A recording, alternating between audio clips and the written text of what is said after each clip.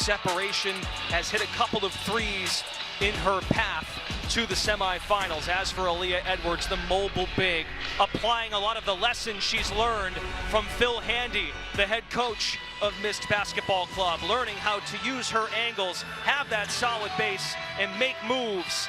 Edwards and Ogunbowale first up. Miami, welcome back to the Unrivaled one-on-one tournament. Make some noise if you are excited for semifinal action.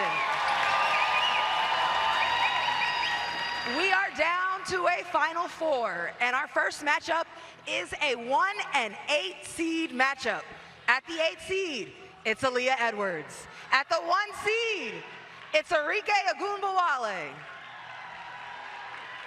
Aaliyah, they gave you an 8 seed, but what have you been able to show in this tournament? That seed is just a number. You just got to come out here and compete. Arike, you're the only guard left. You're the smallest player here, but what strengths will you use to lean on here? Just try to use my quickness and, see what I can do. As the higher seed, you get to choose who shoots for ball. I'll shoot first. Here we go.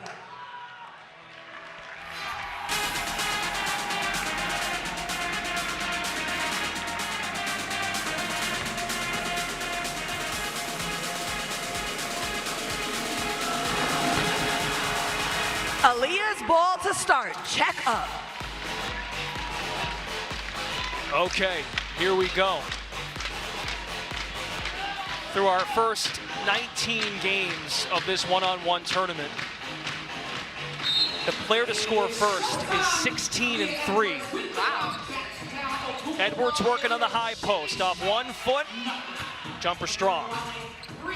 Outlet passers on each wing. Arike for 3. Those passers on defensive rebounds can be used as kickouts. And then once the player accepts the pass back from the outlet passer, that 7-second shot clock begins. And Arike had a great defensive possession to start this game. And that's going to be a big part of not allowing Aaliyah Edwards to get that close to the basket with her size. You can see right here, the players are playing around and they're playful, but you can feel the energy that this is a serious, exactly. A gallop and a fadeaway by Ogunbowale. Edwards over the line. Tight roping the baseline, tries to churn it up and in, chasing it down. And credit Arike. I mean, you talked about her being the only guard that's here left in this one-on-one tournament. She's guarding the post moves. Aaliyah Edwards is trying to back her in, but she's standing her up. She's strong. She got a strong base, and that's a major part of it, especially how physical this has become. Well, Arike told us this morning, I'm prepared to bang. Absorbs the contact of Edwards, and she's on the board first. And you know she's going to want to get downhill. Definitely. I saw her tweet this morning, and she said she doesn't know whether to have a trainer on the sideline or a WWE coach, because it's about to get physical. We talked to her about that this morning, and we never got the final word on. I think she said she started getting suggestions from people. Arike with the steal.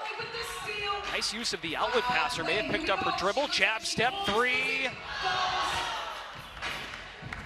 Edwards coasting to clear the ball. Made a couple of threes against Stewart. Yeah, she mentioned that. She said she's just happy that her threes were falling when she played against Stewie. That's the key part of this game. All of that other stuff is cool and all, but you got to make it go and make the shot. Edwards faces up. Crossover game. 1 on the shot clock. And she gets it dropped. Tough finish, and that's a big part of it, what Renee was talking about. Arike does her best to not allow her to get that tight to the basket, but with the size and strength of Edwards, it's tough to stop that. Yeah, and it's really who's going to impose their will. You got Aaliyah Edwards, who clearly can do this and get to the basket. No continuation, okay. Oh, okay.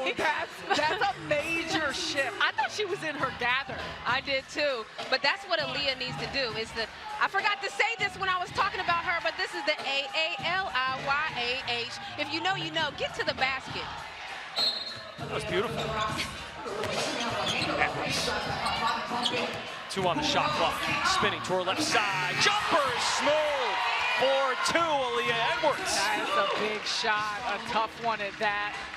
And Edwards was talking to, I mean, Renee, you know this better than anyone, of her progression through college and where she's at now. She said a big part of it, too, is the tightness of her handles getting the spots. Aims to blow by, lays it in. As you say that, this is a post player that has to check up at half court. Typically, that advantage would go to the guard. You want to press up and stay tight on her. But Aaliyah is finding a way. Her handles, as you mentioned. But it's in the quickness, and that's been a huge development for her over the years. If I was Arike, I would back up a little bit. Edwards, fall away along the baseline. An 8-0 run after going down 2-zip. Now, since the quarters, each player is granted a 30-second timeout, and Arike burns hers. First up off the bench is Teresa Weatherspoon to chat with her. Edwards doing an excellent job of just getting downhill while using her size and continuing to turn. And there's a reason why Ogunbowale is the only guard left out of the 4, because sometimes that has mattered here in one-on-one, the ability to do both, stretch you out, but also get to the basket and have a height advantage. Yeah, you can see a lot of the players, there was a lot of talk online about should it be guards versus post. Right now, everyone's in the same bucket, but if that's the case, Arike, when she gets the ball, when Aaliyah gets the ball, she has to make sure to continue to stand her up. She did it the first couple of possessions, but you can see now Aaliyah Edwards, she understands where her advantage is. And let's not count out the clutch gene of Arike that she's carried from college into her pro career with Dallas. Oh, the crossover move and the wrap foul by Ogunbowale.